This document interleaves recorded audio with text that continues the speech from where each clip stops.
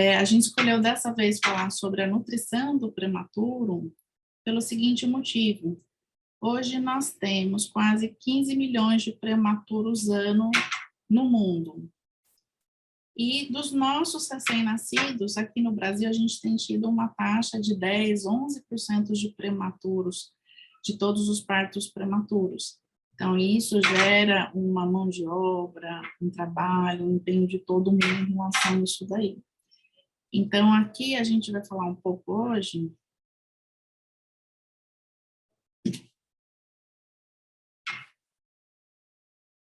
sobre a nutrição. Em relação ao prematuro, é lógico que o ideal seria que ele tivesse crescido dentro da barriga da mãe, recebendo todos os nutrientes adequados, proporcionando o crescimento e o desenvolvimento dentro do normal. Mas, infelizmente, por vários motivos, às vezes esse bebê vai nascer muito antes do tempo, e isso vai levar a complicações no futuro, isso vai acometer a saúde dessa criança. A gente também tem um impacto na morbimortalidade hospitalar, isso também vai gerar também um grande recurso financeiro. Então, atualmente, hoje, a gente tem uma despesa de quase 8 bilhões de reais no Brasil, somente com despesas com UTI neonatal. Eu resolvi começar falando um pouco mais sobre a microbiota intestinal. Por que eu quero falar sobre a microbiota? Porque é um assunto que tem se falado cada vez mais. Então, assim, começou-se a falar da microbiota nos últimos 10 anos, mas existe uma grande quantidade de publicações sobre a microbiota nos últimos 5 anos, em todas as especialidades. A gente tem falado muito de microbiota na parte de nutrologia, de alergologia, pneumologia, gastroenterologia. Então, eu queria só falar um pouquinho sobre a importância da microbiota, antes da gente falar um pouco da dieta. Então, essa imagem aqui é para a gente mostrar que a microbiota, ela vai se formando com o passar do tempo. E ela já começa já no período ainda intrauterino, tá? Onde o líquido amniótico já tem também a microbiota local. E aí, a partir do momento que o bebê nasce, ele vai sofrer interferências no meio ambiente e começa já pela escolha do tipo de parto. Então, a gente vai ter aqui no canto inferior direito sobre os partos vaginais, né? Então, a gente tem uma flora totalmente diferente de um parto cesariano. E o outro fator ambiental que vai fazer grande diferença é o tipo de alimentação que esse paciente vai receber. Se ele vai receber leite materno, então o leite materno ele é rico em HMO, que eu vou falar mais para frente, ácidos graxos, imunoglobulinas, e tem a microbiota também do próprio leite materno. E as fórmulas artificiais, a gente vai ter muitos bacterióides, Clostridium, então vai ser totalmente diferente o perfil da microbiota do intestino do bebê, de acordo com o tipo de parto, alimentação, e no final, que vai colaborar muito e vai ter um impacto muito grande, é o uso do antibiótico, tanto na gestante, como também no recém-nascido após o parto. E com o passar dos anos, vai se formando e vai finalizando essa microbiota, que vai se levar até a infância e vai seguir para a vida adulta. Então, isso daqui é só para te mostrar que essa microbiota, ela vai começar já desde o intraútero, vai sofrer interferência já no pré-natal sobre o tipo de alimentação da mãe, a dieta. Hoje se fala até mesmo desse cuidado com a alimentação, sobre até a reposição mesmo de nutrientes durante essa gestação. E quando a paciente, a mãe, a gestante, ela tem alguma outra complicação, precisa usar antibiótico, tem corioamnimonite, também vai interferir na microbiota desse bebê. E aí vai se formando com o passar do tempo, mas a gente vai vendo assim que vai depender de toda essa exposição ambiental que o bebê vai sofrer durante o nascimento. E aí, a curto prazo, isso pode aumentar os riscos, tanto para enterocolite, para sepse tardia e para displasia pulmonar também. E mas para o futuro, a longo prazo, a gente vai desenvolver quadros de alergia, asma, obesidade, e hoje tem se falado cada vez mais sobre as doenças psiquiátricas que estão relacionadas com essa parte de microbiota. Então, essa publicação de 2020, ele fala só sobre desbiose intestinal no recém-nascido. Então, aqui é bem aquele resumo que eu já tinha mostrado. Então, o leite materno do bebê, ele é rico em HMO, ele é considerado um pré-biótico. Isso vai contribuir para a formação das bifidobactérias do bebê. Isso vai levar à formação dos macrófagos e o desenvolvimento de toda a parte imunológica do bebê, com linfócitos T, B, os anticorpos. E, a depender do tipo de parto, ele pode ter uma influência, então, os partos vaginais, ele tem mais enterobactérias, e as cesarianas, ele tem mais estafilococos. E outro fator que contribui muito é o tipo de leite, se vai ser leite materno ou se vai ser fórmula.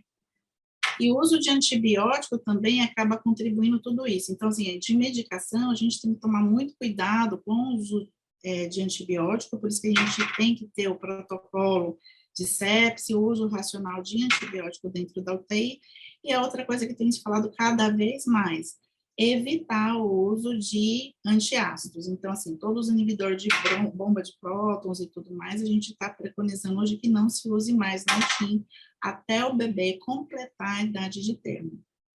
E aí, em relação à disbiose, é quando tem desequilíbrio de toda essa microbiota intestinal causada por algum fator externo. Então, levando ao que eu já falei anteriormente sobre as doenças autoimunes, atopia e obesidade. Isso daqui é só a continuação da mesma imagem, que aqui tem os fatores que muitas vezes a gente não tem muito como controlar, que é a microbiota materna, mas tem a questão, a gente pode interferir na preferência pelo parto normal, a preferência sempre pelo leite materno, e tem a questão do ambiente. E uma vez que o bebê vai para dentro da UTI, os outros fatores que acabam interferindo o uso de sonda. Então, o biofilme, ele aumenta o risco de ter a adesão de bactérias enteropatogênicas. As transfusões de sangue também acabam colaborando. E também o uso de antibióticos. Tudo isso vai fazer com que você tenha uma disbiose intestinal, levando ao risco de enterocolite, sepse tardia, e no futuro vai levar um grande impacto no neurodesenvolvimento dessa criança, aumenta os quadros de dor. Então, hoje está se descrito que as cólicas do lactente têm grande relação com a microbiota do bebê, e as doenças atópicas, inclusive as doenças autoimunes no futuro, e principalmente o diabetes tipo 1. Então, a enterocolite, ela é a doença gastrointestinal mais grave em bebês com baixo peso ao nascer, e a gente tem uma taxa de incidência relatada de 13% até 15%, mas a gente tem uma taxa de mortalidade que pode variar de 15% até 30%. Só que eu quero reforçar aqui para vocês é o seguinte, que a enterocolite, ela é multifatorial, e muitas vezes o pediatra, o neonatologista, ele associa a enterocolite no dia que aumentou o volume da dieta, e fica pensando que foi o aumento do volume da dieta que fez o bebê desenvolver enterocolite. Mas essa imagem aqui, eu acho que ela é bem esclarecedora, eu acho que ela enriquece muito, e dá uma noção que a enterocolite, ela é causada por multifatores, né? Então, não é somente a dieta, então a contribuição da dieta é apenas uma parte, e a questão dos outros fatores externos, que é a própria prematuridade do bebê. Então, ele tem uma imaturidade da barreira intestinal, tem uma menor motilidade, ele é mais propenso a ter processos inflamatórios. E a microbiota do bebê é a mesma coisa, é um bebê que pode ser submetido prematuro extremo à necessidade de uso de antibióticos, tem a questão de uso de outras medicações, tem a questão também de necessidade de transfusões dentro da UTI, então tem essa complicação vascular, e na hora que você associa todos esses fatores, que o bebê tem um maior risco de fazer enterocolite. Eu quis trazer essa imagem aqui, eu quero só que vocês só tenham esse conhecimento, porque tem se falado cada vez mais, né, sobre a disbiose, né, que essa microbiota intestinal que sofreu modificações, que teve interferências externas, e hoje tem se falado cada vez mais desse receptor chamado TLR4, tá? Todo prematuro, ele tem uma grande quantidade desse receptor, e ele normalmente, ele está num estado inibido, então, ele não está ativado, e o leite materno, o próprio líquido amniótico, eles acabam contribuindo para inibir a atividade desse receptor.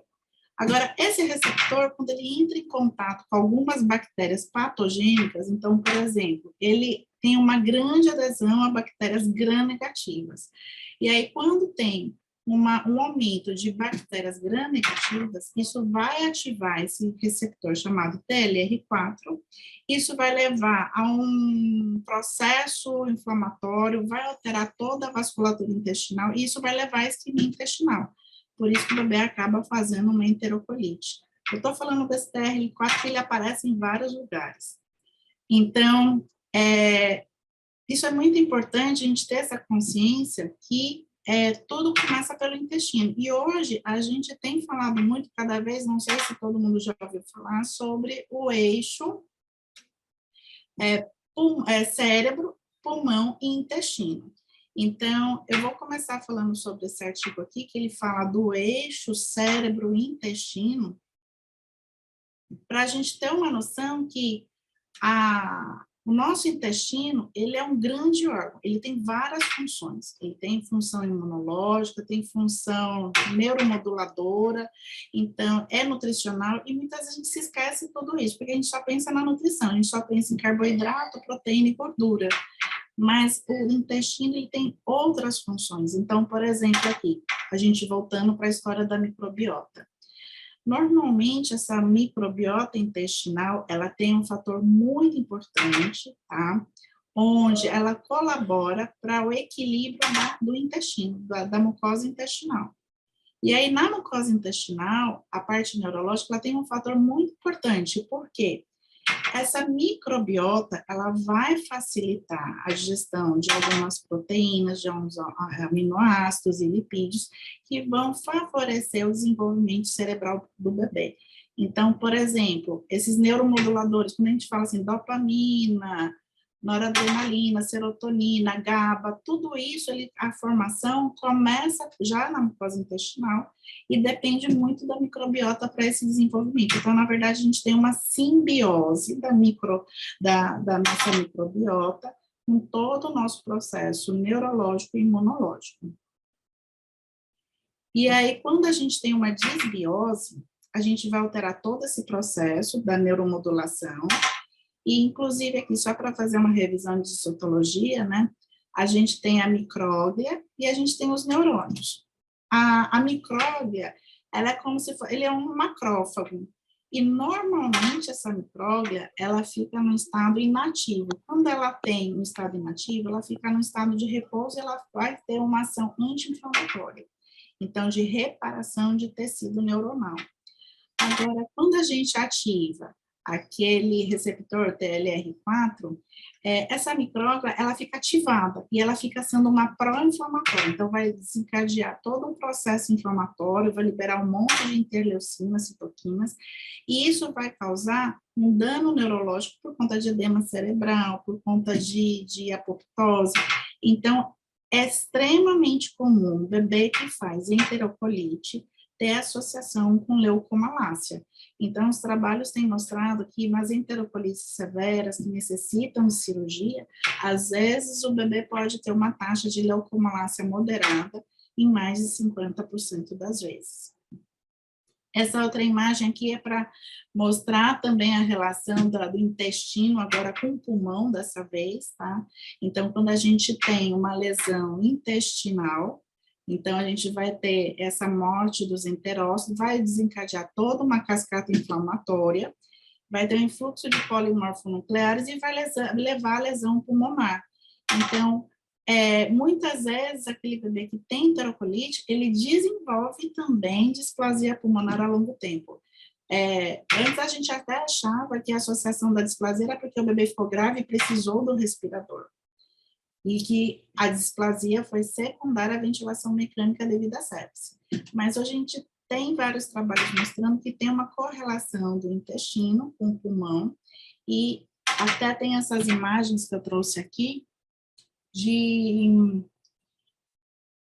da histologia. Então, a gente tem aqui a histologia de intestino e de pulmão, então, o intestino normal com o pulmão, e num quadro de enterocolite, onde o intestino está alterado, mostrar como ocorre um processo inflamatório intersticial no pulmão. Essa primeira imagem aqui que eu estou mostrando, que é a letra A, é referente a humanos, e foi feito um trabalho comparando um estudo em ratos, né, onde você faz análise do pulmão do rato com o intestino normal, e após provocar enterocolite, como há uma mudança grande desse interstício pulmonar.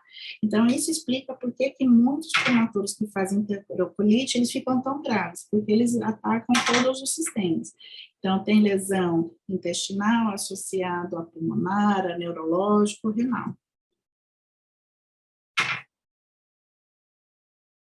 Então, aqui é só mostrar que tem se falado tanto dessa microbiota, né? Então, a gente tem várias publicações, é mais uma falando sobre a microbiota e a associação com as doenças pulmonares na prematuridade. Então, falam do triângulo placenta, intestino, pulmão em relação à displasia. Então, a displasia já se começa intraútero, né, diante ao processos inflamatórios, ao estresse, infecção congênita, mas que depois do nascimento, quando tem o processo inflamatório intestinal, a lesão pulmonar continua. Por isso que é tão importante a nutrição enteral. Então, um dos motivos que eu quis falar um pouquinho da microbiota intestinal, essa parte de fisiopatologia, parece ser um pouco chata, mas é para a gente entender por que os bebês têm essa relação, né, de uma gravidade tão grande. Quando faz enterocolite, o bebê vai para o respirador e tem várias complicações a longo prazo. Então, qual é a intenção dessa aula, né? A gente estabelecer protocolos para a gente conseguir fazer uma nutrição mais efetiva, né, evitando, assim, a translocação bacteriana.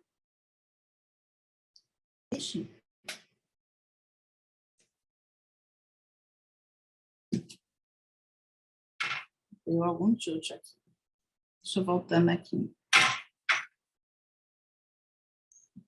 Então, a gente evitaria, assim, a translocação bacteriana, diminuiria os níveis de ocitocinas inflamatórias circulantes, a gente ajudaria também na recuperação da função intestinal, e além de ser seguro e barato.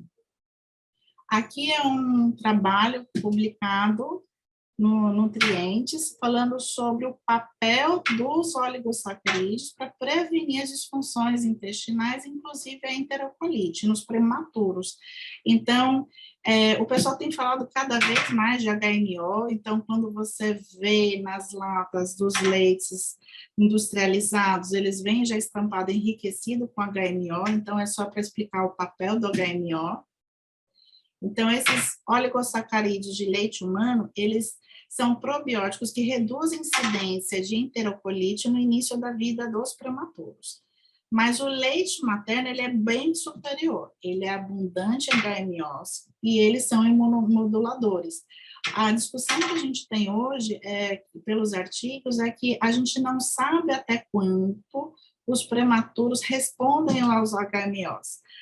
Então, hoje tem tentado se fazer uma suplementação das fórmulas, mas a gente ainda não tem uma comprovação do quanto isso consegue responder, uma vez que a mucosa intestinal do recém-nascido prematuro, ela tem uma função diminuída. Mas, quando é com leite materno, a gente tem tido excelentes respostas, e nos recém-nascidos prematuros tardios. Essa imagem aqui, deixa eu só... Essa imagem aqui, ele vai mostrar sobre uma microbiota normal. Então, só para explicar aqui, as bolinhas em azul são os HMOs.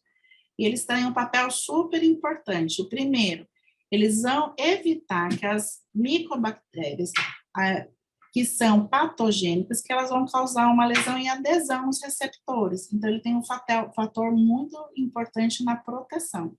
Além disso, ele tem um efeito de renovação tecidual. Então, ele tem esse mecanismo de proteção do intestino, além de aumentar a produção do muco. Então, o muco ele é importante para fazer uma impermeabilização desse intestino para evitar que ocorra uma adesão bacteriana. E, além disso, os H-mioses eles funcionam como uma comidinha para as micobactérias boas. Então, ele tem esse fator importante e a gente vai fazer com que a gente tenha um papel anti-inflamatório, onde vai ser produzido vários imunomediadores que vão proteger a lesão de vasos, a lesão cerebral, a lesão pulmonar. Só que aqui no outro canto a gente vai mostrar o quê? Que quando o bebê ele tem uma disbiose, ele tem uma redução do peristaltismo, aí os HMOs, eles têm um efeito diferente, né? Então, a gente vai ter aqui uma invasão da microbiota já agressiva, que não é o normal, que é de ambiente hospitalar, que vai se conectar aos receptores e desencadear todo o processo inflamatório. Então, existe uma guerra aqui da microbiose, que é saudável, da microbiose, que é em relação à agressiva, que é de ambiente hospitalar. Então, por isso que quando a gente tem que discutir, quando é o ideal da gente iniciar a dieta no recém-nascido prematuro. Então, o ideal, quanto mais cedo puder começar, melhor. Então, o ideal é que a gente comece nas primeiras 24 horas e no máximo em 48 horas. O bebê precisa ter uma estabilidade hemodinâmica, ele pode ter um desconforto respiratório de leve a moderado e não deve ter uma contraindicação para a gente iniciar com a dieta por trato gastrointestinal. Aí, essa próxima imagem é bem importante porque às vezes o pessoal confunde o que é uma contraindicação absoluta de uma relativa. Então, a gente colocou aqui no protocolo as contraindicações absolutas, onde a gente vai ter aqui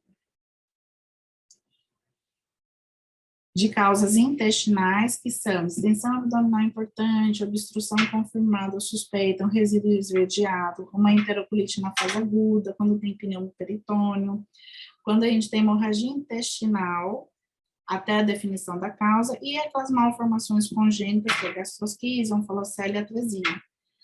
Dos motivos hemodinâmicos, só é contraindicação da gente iniciar com dieta se for um choque grave, tá? Então, aquele paciente que está com hipotenso, com gasometria com uma acidose metabólica grave, com pH menor do que 7,1, precisando de drogas vasoativas em parâmetros altos, então acima de DOP e dobuta de 10, e que não tem estabilidade clínica. Mas a partir do momento que a gasometria normaliza, você consegue estabilizar as drogas vasoativas e a pressão arterial, não é mais motivo para você manter o jejum. Da mesma forma que o desconforto respiratório leve a moderado não é contraindicação, mas se for um desconforto respiratório grave, onde o bebê ainda está no CPAP decidindo se vai ser entubado ou não, é uma contraindicação temporária. E assim que você estabilizar a parte respiratória, já começar o mais rápido possível com a dieta. Quais são as contraindicações relativas, né? Que são as dúvidas que o pessoal sempre tem. Asfixia neonatal. Se ela for moderada, tá? Ou grave, você tem que aguardar de 24 a 48 horas até que é o prazo de você avaliar o dano tecidual, tá certo? Mas se for uma asfixia neonatal de leve a moderada, não contraindicaria da gente já começar com a dieta. Se houver uma suspeita de peritonite, você vai só aguardar para iniciar com a dieta até confirmar os exames de laboratório. Então, a gente tem um prazo aí de 24 a 48 horas para definir se aquilo lá pode ser uma peritonite ou não. Pós-operatório também, cirurgias intestinais, a gente muitas vezes aguarda o cirurgião, então até eu convidei as meninas para participar da cirurgia pediátrica, a gente vai discutir muito sobre isso daí. Quando você tem fístula entérica de alto débito, vômitos incoercíveis, diarreia intratável e anemia com HB menor do que 7. Essas contraindicações, elas são bem relativas, tem que ser individualizado e tem que ser estudado cada caso a caso.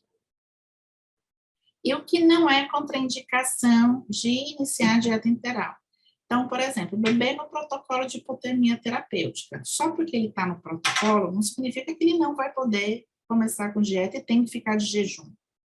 Então, o bebê pode estar no protocolo, mas já deve estar estável, com gasometria normal, normotenso. Então, se ele já estabilizou e não tem sinais de lesões extensas, você pode pensar em iniciar com uma dieta interal mínima. Bebês que estão com desconforto no CPAP, também, se for desconforto leve a moderado, não é contraindicação de começar com dieta. Choque ou sepse, mas que está usando drogas ativas em doses baixas, não é contraindicação. E o catéter umbilical também não contraindica da gente iniciar com a dieta interal. E o que é dieta interal mínima-eutrófica? São dietas com baixo volume, de 10 a 20 ml quilo dia. Tá? O ideal é que se comece logo nas primeiras 24 horas, se não houver contraindicação, no máximo até 48 horas.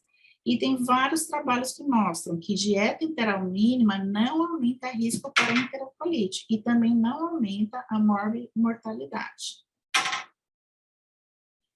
E o motivo para isso tudo, por quê? É aquela velha briga, né, das bactérias boas com as bactérias ruins. Então, o ideal é que o bebê tivesse a chance de ter a sua microbiota formada pela microbiose materna. Então, por isso que é tão importante a questão do leite materno. Então, a gente tem que fazer um trabalho intensivo, uma intenção da gente conseguir ter o colostro da mãe, porque o colostro cru, ele é rico em HMO, ele tem uma microbiota muito rica, que é a flora da mãe, né? Que é uma microbiota boa, que vai proteger o intestino do bebê contra os processos infecciosos, contra a enterocolite. E se a gente demora muito para iniciar com a dieta, se o bebê fica mais de 48 horas em jejum na UTI, quem vai formar a microbiota do bebê vai ser as nossas bactérias que são do nosso ambiente hospitalar. Então, o risco de fazer uma desbiose é muito maior quando o bebê fica em jejum por mais de 48 horas. Então, um dos motivos da gente estar dando essa aula é para a gente gerar um alerta precoce, para a gente não esperar 1 ou 2 dias para começar a dar dieta para o paciente. Então, se a gente tiver condições de ordenhar o leite materno, para dar o leite materno cru, fresco da mãe para o bebê, para a questão dessa microbiota intestinal, vai fazer toda a diferença. E a gente vai dar essa oportunidade para o bebê de ser colonizado pela flora da mãe.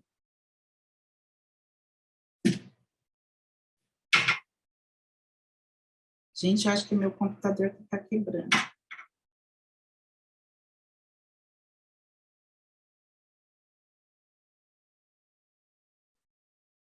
Deixa só um minuto aqui.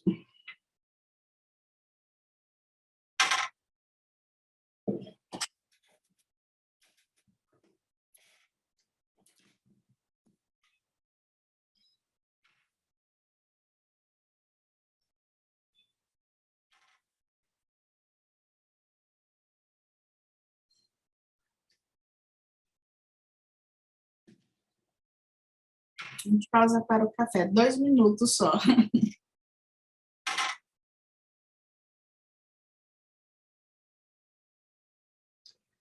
Foi, agora foi.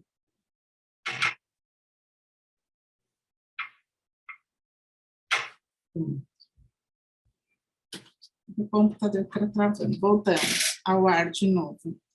Em relação à colostroterapia, ela não é considerada uma dieta com intenção de nutrição. Então, não é para fazer o bebê ganhar peso, não é para fazer o bebê ganhar proteína.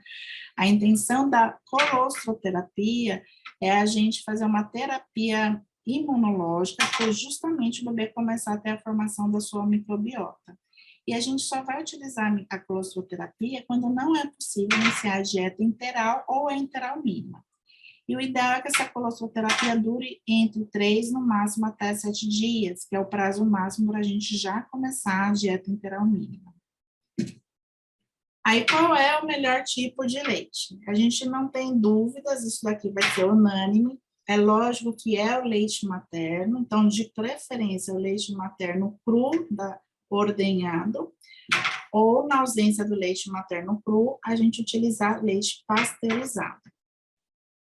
E, em último caso, a gente também pode utilizar também as fórmulas infantis. Então, quando é que a gente vai utilizar a fórmula infantil? Quando a produção de leite materno é insuficiente, quando a gente tem contraindicação à amamentação, por exemplo, as gestantes, as genitoras que têm HIV ou HTLV positivo, ou na situação de infecção ativa por citomegalovírus nos prematuros. É discutível a questão da faixa etária e faixa de peso. Tem trabalhos que falam abaixo de 1.000 gramas, outros 1.500, e outros que falam 28 semanas e outros 32, mas a gente padronizou na Santa Helena de ser abaixo de 1.500 e abaixo de 32 semanas. Se a gestante for, a genitora for CMV positivo, não ofertar o leite materno cru. A gente tem que estabelecer metas, tá? Então, eu vou colocar aqui algumas metas que é de volume, aporte calórico. A média de volume recomendada na nossa instituição fica sendo de 150 até 180 ml por quilo, no mínimo 135 ml por quilo, naqueles bebês que precisam de restrição hídrica, e no máximo até 200 ml por quilo.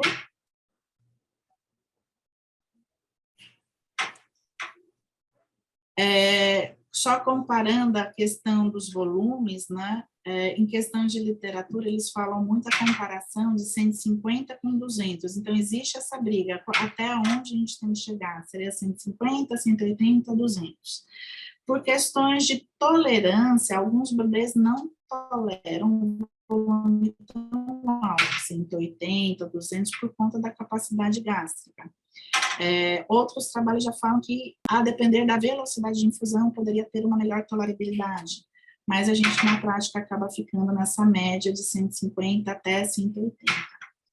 Em relação à meta de aporte calórico, a gente tem uma recomendação de 110 até 135 ml por quilo, no mínimo 100 quilocaloria por quilo dia, e no máximo até 150 quilocaloria quilo dia. Eu coloquei aqui só para a gente comparar os aportes de proteína, porque no dia a dia a gente acaba fazendo muita restrição hídrica nesses prematuros, ou por conta de displasia, ou por conta de canal arterial.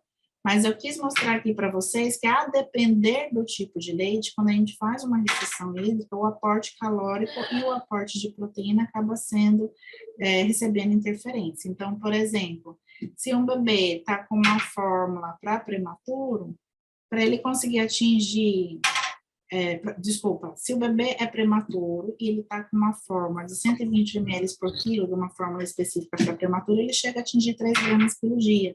Mas para ele chegar naquela recomendação de 4,5 gramas quilo dia, ele tem que receber 180 ml quilo dia. Por isso que eles falam muito daqueles valores, né? No mínimo 130, 150, mas o ideal era chegar a 150 a 180. Justamente porque somente com 180 ml por quilo a gente vai chegar a essa meta de 4,5 gramas. E se a gente utilizar, por exemplo, uma fórmula de aminoácidos, uma fórmula extensamente hidrolisada, para a gente conseguir chegar nesse prematuro a 4,5 gramas, a gente vai ter que utilizar um volume muito grande. Então, para prematuro, o ideal é que ele pudesse receber sempre leite materno fortificado, ou então fórmulas específicas para prematuro. Essas fórmulas que a gente utiliza, as fórmulas especiais, que são as extensamente hidrolisadas e as de aminoácidos, elas têm uma quantidade de proteína menor, e isso vai comprometer no futuro o aporte de proteína. Aqui estão as recomendações de aporte de proteína no recém-nascido, prematuro e no bebê a termo, tá? Aqui é o modelo de progressão de dieta, qual é o volume que a gente vai começar, quando é que a gente vai aumentar e quanto a gente pode aumentar. Esse modelo aqui, ele está bem semelhante ao que foi publicado na Sociedade de Pediatria, que a gente teve uma revisão recente de nutrição, e foi publicado em 2021. Então, essa tabelinha a gente retirou, está bem semelhante de lá, e aí a gente foi procurar saber de onde a gente conseguia explicar esses números, né? Então, no passado, eu sou da época que a gente, quando aprendeu sobre nutrição, a gente só aumentava 20 ml por quilo. independente do peso do bebê. Então, se o bebê tivesse menos de 1 quilo, 1,5 kg, a gente sempre aumentava 20 ml por quilo e não tinha muita diferença. E hoje a nova tendência é você tentar individualizar o peso do paciente e você tentar fazer um planejamento do aumento da dieta para não ficar algo empírico, até para ter uma continuidade, uma uniformidade durante o tratamento do paciente dentro da rotina. Então, esse modelo é a gente buscou outros modelos também. Então, esse daqui a gente procurou alguns protocolos internacionais, depois vocês podem ver no protocolo as referências. E aí eu queria só explicar para todo mundo depois entender no protocolo como é que funcionaria essa sugestão que a gente trouxe aqui para vocês. Então, por exemplo, a gente dividiu por pesos, esse aqui seria para os microprematuros abaixo de 750 gramas. Então, tem duas formas de você fazer. Ou você mantém uma constância e vai aumentando devagar e sempre desde o começo, que é essa progressão rápida aqui que a gente está colocando. Peraí que já pulou. Essa progressão rápida, então a gente faria o quê? Somente 2 dias de dieta trófica e a partir do terceiro dia a gente aumentaria 15 ml quilo dia, mantendo essa constância. E o outro modelo seria para aqueles bebês graves que não têm condição de progredir a dieta e que o ideal seria manter a interal mínima por 1 semana, pelo menos. Porque muitas vezes esses microprematuros, eles estão com infecção, estão com sepse, tem um desconforto respiratório muito grave, está muito instável, e aí, nesses bebês que a gente não tivesse condição de começar a aumentar a dieta, a gente faria uma trófica por um período maior, então a gente poderia fazer essa dieta trófica por até 7 a 8 dias. E depois do 9º dia, a gente aumentaria, em média, 20 ml por dia. Então, você começa devagar, fazendo trófica por vários dias, e quando começa a aumentar, aumenta 20 ml por dia. Esse primeiro modelo que a gente tem, que é a progressão rápida, não. Você faz a fase trófica mais rápida e começa a aumentar constantemente 15 ml pelo dia. Então, se vocês verem, o primeiro modelo, a gente consegue atingir uma dieta plena em 11 dias, e no segundo modelo, em 15 dias. Então, é onde a gente tem que fazer a nossa autoanálise. A gente está conseguindo atingir a dieta plena em menos de 15 dias? Então, cabe essas duas sugestões. A primeira para o bebê que está bem, tem condição de aumentar constantemente desde o nascimento. E o segundo modelo, que é para o bebê mais grave, que vai fazer trófica por 1 semana e que somente depois da 2ª semana a gente vai fazer o aumento mais rápido. A gente fez várias tabelinhas, uma de acordo com a faixa de peso. Esse outro modelo é para bebês de 750 gramas até 1.000 gramas. Esse outro bebê de 1.000 a 1.500 gramas, que também é no mesmo modelo, a progressão rápida com a progressão lenta. E para os bebês até chegar no bebê acima de 2 quilos, tá? Então, se vocês forem ver aquele bebê acima de 2 quilos que está bem, ele vai estar com dieta plena já a partir do 4º ou 5º dia de vida. E aquele prematuro de 2 quilos, que está mais grave, que tem que ser mais devagar, ele vai atingir a dieta plena só lá pelo 8º, 9º dia. Eu trouxe aqui algumas situações especiais que às vezes atrapalham a gente no dia a dia e até a gente fica com receio de aumentar a dieta. Então, um desafio que a gente enfrentou do ano passado para cá, né, que é compartilhando as nossas experiências, é que a gente está entubando cada vez menos. A gente tem tentado fazer o surfactante pela técnica minimamente invasiva, então os nossos bebês têm ficado no CPAP, mesmo os microprematuros, e com o CPAP, o que acaba acontecendo? Muitas vezes a gente faz muita distensão do abdômen, que é distensão gasosa. Então, o bebê faz distensão do abdômen por gás, que é o ar deglutido no CPAP, e a gente não consegue aumentar o volume da dieta. Então, quando a gente exclui fatores como infecção, outras intercorrências que fariam o bebê ter distensão, se a gente chega à conclusão que é somente pelo CPAP, Algumas vezes tem dado certo da gente abrir a sondinha alguns minutos antes da dieta, então a gente abre a sonda uns 10, 20 minutos antes de oferecer a dieta e deixa só a sonda aberta para aliviar e descomprimir o estômago dos gases. Isso tem ajudado a facilitar no processo de progressão da dieta. E outra coisa também que é um desafio para a gente, que eu quis trazer aqui, é a realimentação após a enterocolite, porque todo mundo fica com medo de dar comida para o bebê que teve enterocolite. E aí, quando começa a alimentar, começa aumentando assim, 5, 10 ml quilo dia. Só que se a gente for nesse ritmo, o bebê vai ficar mais 20, 30 dias na nutrição parenteral. E quanto mais devagar a gente for alimentar, maiores os riscos, mais tempo de catéter, mais tempo de nutrição parenteral, aumenta risco de infecção, risco de recolonização. Então, eu quis trazer essa revisão, eu achei ela interessante, que ela tentou fazer uma análise dos trabalhos publicados referente a esse assunto, que era alimentação pós-enterocolite, e eles mostraram que uma vez a enterocolite tratada, né, então quando você já está o bebê já está bem, já se recuperou da enterocolite, ele pode receber a progressão da dieta, assim, respeitando mais ou menos aqueles mesmos volumes que a gente colocou como proposta de iniciar a dieta.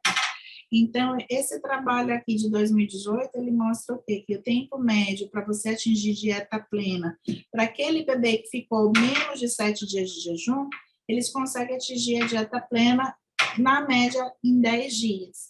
E aquele bebê que precisou ficar mais de 7 dias de jejum, eles têm conseguido também alcançar a dieta plena num período até de 11 dias. Então, eles não têm demorado muito, não. Tem essa variação de mais ou menos aqui, mas a gente vê que dá para a gente conseguir progredir a dieta e deixar o bebê com dieta plena aí numa média de 15 dias, que é parecido com a proposta inicial que eu coloquei, que aquele bebê que precisa começar com a dieta lentinha, em 15 dias ele já estaria com dieta plena.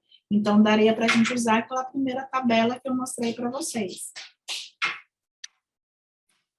A fortificação do leite materno é outra coisa que é importante para a gente já conseguir ofertar mais proteína e mais cálcio e fósforo para o bebê.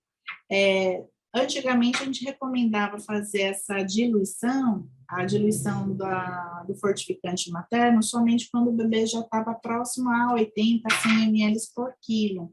E aí, a recomendação anterior era diluir um sachê para 25 ml de leite.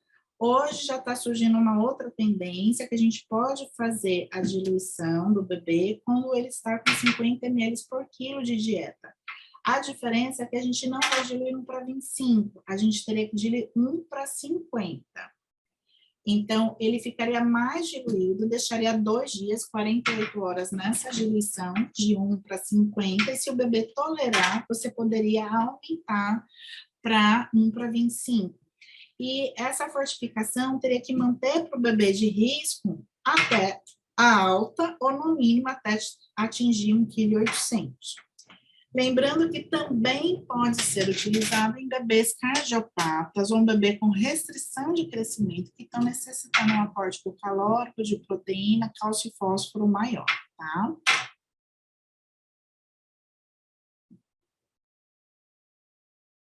Aqui falando sobre o resíduo gástrico, que também sempre era uma polêmica, então hoje não se recomenda mais checar de rotina o resíduo. Então não é para testar resíduo se o bebê estiver clinicamente bem. Não é também para medir circunferência abdominal e não é para pausar a dieta se de repente tiver um resíduo verde claro ou um amarelo claro, porque isso não é sinal de intolerância se o bebê não tiver outro sinal, nenhuma outra complicação. Então, quando é que a gente tem que testar resíduos? Isso daqui é importante. Se o bebê tem vômitos ou regurgitações importantes que sejam persistentes, ou seja, mais que 3 episódios em 24 horas. Ou se o bebê tem o abdômen distendido e que aumento da tensão da parede. Então, nessa situação que o bebê está sintomático, tem abdômen tenso, onde está regurgitando frequentemente, nessa situação, sim, a gente tem que avaliar o resíduo. E Quando a gente testa o resíduo, muitas vezes vem uma secreção clara, em pequena quantidade, e o pessoal não sabe o que fazer. Então, essa tabelinha aqui é só para mostrar o que é normal o bebê ter, porque o estômago nunca vai estar seco. Então, quando a gente vai testar o resíduo, alguma secreção, algum líquido pode sair. Então, aqui está um volume estimado, que pode ser fisiológico do bebê. Então, o bebê abaixo de 500 gramas, 2 ml. Abaixo de 1 quilo pode ser 3 a 4 ml e acima de 1 quilo em torno de 5 ml, tá? E o que fazer com o resíduo, tá certo? Aqui a gente está orientando o quê? Que se o resíduo ele for menor do que 50% do volume da dieta naquele horário, a gente pode dar dieta normalmente. Você devolve o leite pela sonda, não é para jogar fora. Por quê? Aquele leite, ele já sofreu um processo de digestão, já tem enzimas, já tem nutrientes que vai ser benéfico para o bebê. Então, se o volume for menor que 50%, não tem problema você devolver para o paciente. Agora, quando o volume é grande, é maior do que 50%, o que você recomenda fazer? Se tiver claro com aspecto de leite, você devolve o leite, mas aí você desconta o volume da próxima dieta. Então, vamos supor, se o bebê fosse receber 10 ml. Veio 6 ml de resíduo. Aí você devolve os 6 ml e completa com mais 4. Mas nunca joga fora esse resíduo que veio, porque se ele tiver um aspecto normal, ele vai ser benéfico para o bebê, ele não está estragado, para devolver para o bebê. Então, quais são os critérios para definir intolerância? Então, assim, só é preocupante se o vômito for verde escuro ou bilioso escuro, se tiver vermelho vivo com sangue ou marrom escuro, tá certo? Se ele tiver um resíduo maior do que 50% do volume prescrito da dieta, ou se está tendo resíduo frequente com volume alto. Então, assim, mais de 30% a 50% em 3 vezes consecutivas. Outros sinais clínicos que podem ser sinais de alerta para enterocolite. Distensão e aumento da tensão abdominal, quando tem manchas avermelhadas em abdômen ou arroxeadas, vômitos de repetição, peristaltismo de luta, fezes escurecidas com a característica de sangue, então, assim, ou avermelhado, ou então aquele enegrecido com cheiro de melena, e fezes diarreicas em grande quantidade. Qual é a conduta imediata se ele tiver algum sinal desse de alerta? Você pausa a dieta, começa com soro e reavalia, tá certo? Se o bebê ficar bem, você volta com a dieta, mas de uma forma mais lenta e vai observando. E qual é a melhor posição após a dieta? Então, a recomendação é que a posição prona por 30 minutos é uma ótima posição, ela facilita a digestão da dieta, facilita até para administrar a dieta, melhora a questão de trânsito e também de digestão. Mas aí a gente recomenda o quê? Que se o bebê tiver suspeita de refluxo gastroesofágico, a gente deixa a cabeceira elevada, 30 graus. A gente prefere o quê? A posição lateral esquerda após a alimentação, e você só vai movimentar e mudar a posição do bebê de 30 minutos a 1 hora após ofertar a dieta. Então, não pode ficar manipulando o bebê quando tem pouco tempo de ofertar a dieta pela sonda. Se o bebê estiver regurgitando com frequência, a recomendação é você utilizar a dieta de uma forma bem lenta, que pode ser por bomba seringa, por equipe hipofrasco, se for um bebê maior, tá certo? E fazer de uma forma bem lentinha, que pode variar de 30, 60 até 120 minutos. Em último caso, é que a gente passa a sonda nasoenteral. Por quê? É muito importante essa passagem do leite pelo estômago, que o processo de digestão começa pelo estômago, e tem também as questões hormonais, de liberação de hormônios da saciedade e tudo mais, então isso só acontece quando a gente oferece leite pela sonda gástrica. Num bebê que tem um refluxo muito importante, e você já fez todas as medidas posturais e não está resolvendo, aí sim a gente vai utilizar a sonda nasoenteral. Não está mais indicado o uso de bloqueador de bomba, nem omeprazol, nem pantoprazol, esomeprazol. A ranitidina já foi retirada do mercado, e até mesmo a domperidona, a eritromicina, também a recomendação é evitar ao máximo do uso. E se você fez tudo isso e não melhorou, a gente sempre tem que descartar alguma alergia à proteína de leite de vaca ou algum outro tipo de intolerância. Falando um pouquinho sobre a cardiopatia congênita, tá? A gente só precisa fazer restrição hídrica quando o bebê tem uma cardiopatia de hiperfluxo, e aí nessa situação que você tem uma CIV grande, CIA, PCA, um defeito de septo, um trucos ou uma transposição, você vai fazer restrição hídrica de 80% das necessidades daquele bebê. Agora, tem as outras cardiopatias que elas não têm hiperfluxo. Então, elas são hipofluxo. Então, na verdade, esses tipos de cardiopatia, você não precisa ficar prescrevendo diurético nem ficar fazendo restrição. Então, que é o caso, por exemplo, da tetralogia de Fallot e atresia pulmonar, que não tem essa preocupação grande de ficar restringindo tanto o bebê, que é diferente da primeira situação. E aí, nesses bebês que precisam de restrição de volume, a gente tem que pensar, não se esquecer da modulação da dieta. Então, quem são esses pacientes? São os cardiopatas de hiperfluxo, os bebês que estão em estado hipermetabólico, então, bebês com displasia pulmonar, erinato do metabolismo, com infecção, os bebês que são restritos ou que têm desnutrição, os PIGs, né? Síndromes de má absorção, e aqueles bebês que têm espoliação. Então, por exemplo, bebês que têm insuficiência renal, síndrome do intestino curto, bebês que têm listomia, né? Então, nessa situação, você pode pensar em fazer modulação da dieta para ofertar mais caloria e proteína para o bebê. Por isso que é tão importante ter a presença de uma nutricionista dentro da UTI, tá certo? Então, dentro da UTI, a nutricionista ela tem que calcular o aporte de proteína, qual é o volume máximo permitido para aquele bebê, e dentro daquele volume máximo permitido, você trabalhar com aporte calórico, proteína de minerais e vitaminas. Aqui são exemplos de modulação que a gente já utilizou muito no passado, que a gente chegava a usar as diluições 1 para 20, 1 para 25, 1 para 30. Desculpa que saiu o nome comercial aqui. E existe a recomendação também de você acrescentar ou TCM ou então a maltodestrina, para você aumentar o aporte de caloria. Veja que faz um impacto gritante aqui no final da oferta calórica. E aqui eu trouxe nessa tabelinha para vocês verem é que como é importante a gente ter uma noção da constituição do leite, né? Então, por exemplo, para o bebê que está recebendo uma oferta de 100 ml por quilo, né?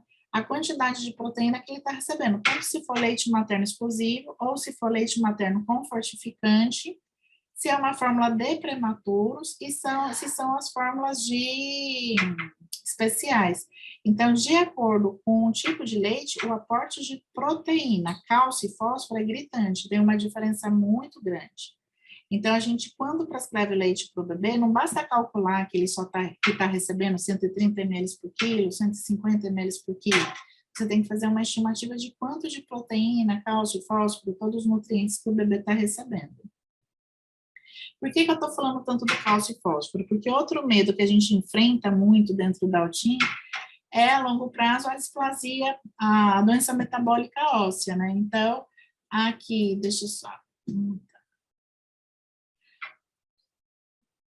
Os bebês que têm maior risco de fazer doença metabólica óssea são os prematuros extremos, abaixo de 27, 28 semanas, abaixo de 1 quilo. Qualquer bebê que fique na nutrição parenteral prolongada, então aquele bebê que vai ficar mais de 4, 5 semanas na nutrição parenteral, bebês que têm displasia pulmonar ou então até cardiopatia congênita, que fica fazendo restrição hídrica, fica usando diurético em grande quantidade, bebês que precisam de corticoide por período prolongado, todo bebê que teve quadro de enterocolite, né? E quando o recém-nascido não tem condições de receber leite materno com fortificante ou fórmula para prematuro. Então, quando o bebê vai para as fórmulas especiais, ele também recebe um aporte menor de cálcio e de fósforo. E aí, sobre o aporte ideal, o prematuro ele teria que receber de 120 até 150 miligramas quilo dia de cálcio e de fósforo de 75 a 140 miligramas quilo dia. Então, para prevenir a doença metabólica óssea, o que é importante? A gente volta para o mesmo patamar. Nutrição enteral precoce, começar com leite materno fortificado, na ausência de leite materno, usar fórmulas próprias para prematuro, e Existe a suplementação de cálcio e fósforo, mas ela é muito empírica. A gente tentou procurar vários artigos falando sobre o fosfato tricálcico, porque a gente acaba utilizando muito dentro do Daltin quando a gente não tem outra opção. E o fosfato tricálcico a 12,9%, cada ml tem 50 miligramas de cálcio elementar e 25 miligramas de fósforo. A dose acaba sendo bem empírica, mas o que a gente achou em literatura é de 1 a 2 ml quilo dia. Então, você começaria com 0,25 ml quilo dose, o bebê tolerando, você pode aumentar para meio ml quilo dose, dando no total 2 ml quilo dia. Tudo isso aqui que a gente veio falando aqui é para só a gente tentar garantir uma nutrição adequada do bebê. Eu comecei falando desde o prematuro extremo, que nasce, que está em jejum, que demora a iniciar a dieta, as complicações, e quando ele vence tudo isso, quando consegue receber a dieta adequada, porque cada vez mais se fala da saúde no futuro associada com o quadro intestinal. Então, quanto melhor a alimentação, quanto mais adequada a dieta, e o bebê conseguir receber todos os nutrientes adequados, principalmente para esses prematuros extremos, isso vai interferir muito, tanto na parte cognitiva, neurológica, imunológica do bebê, pulmonar. Então, vai garantir uma infância e uma vida adulta mais saudável. A gente está tentando fazer essas aulas online para poder atualizar todo mundo. A gente vai publicar em breve o novo protocolo de nutrição, até colocando as recomendações, as sugestões para ter um padrão na progressão da dieta. Eu acho que fica interessante até a gente até colocar na evolução, ó, paciente em progressão lenta, em progressão mais rápida, até para o próximo plantonista saber qual é a média de volume para a gente poder prescrever na próxima dieta. E eu coloquei aqui só os protocolos que a gente já conseguiu escrever, então o protocolo de nutrição integral é mais um protocolo. Aí eu convidei todos aqui para participar, chamei os pediatras, chamei as enfermeiras. Por que eu quis chamar também a enfermagem, a nutricionista e todo mundo? Porque para mostrar como é importante o papel de todo mundo no crescimento e desenvolvimento desses bebês. Porque, por exemplo, para eu conseguir fazer a nutrição precoce, eu preciso ter um apoio da equipe de lactaristas, da sala de ordenha, das enfermeiras, das técnicas de enfermagem, porque todos os serviços têm que fazer uma campanha e uma conscientização da equipe.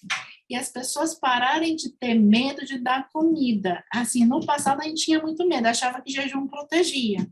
E hoje todos os trabalhos já estão falando o contrário, que jejum não faz bem nenhum para o bebê, e que a gente não precisa ter medo. E se você está na dúvida se o bebê tem condições de receber dieta ou não, não deixa o bebê sem nada.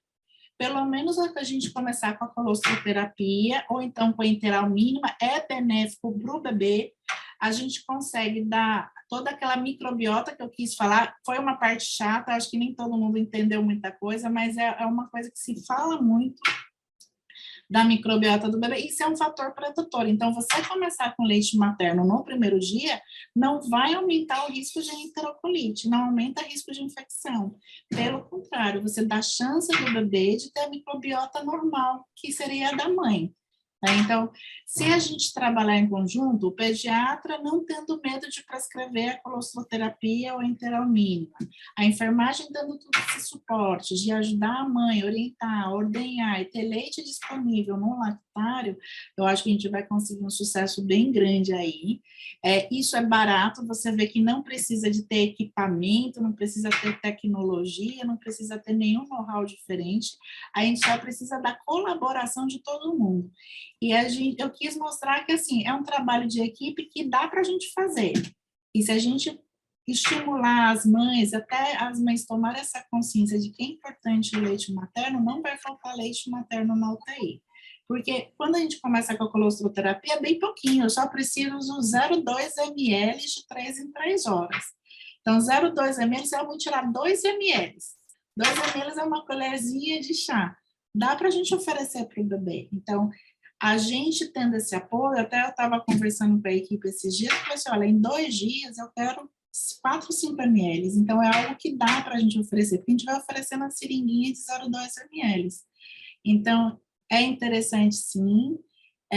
Por isso que eu fiz questão, pedi para convidar toda a equipe, pedi para chamar nutricionista, enfermeiras, as técnicas de enfermagem, os pediatras. Teve muito Medicaid no começo, mas o restante é o nosso dia a dia, é o que vocês trabalham todo dia.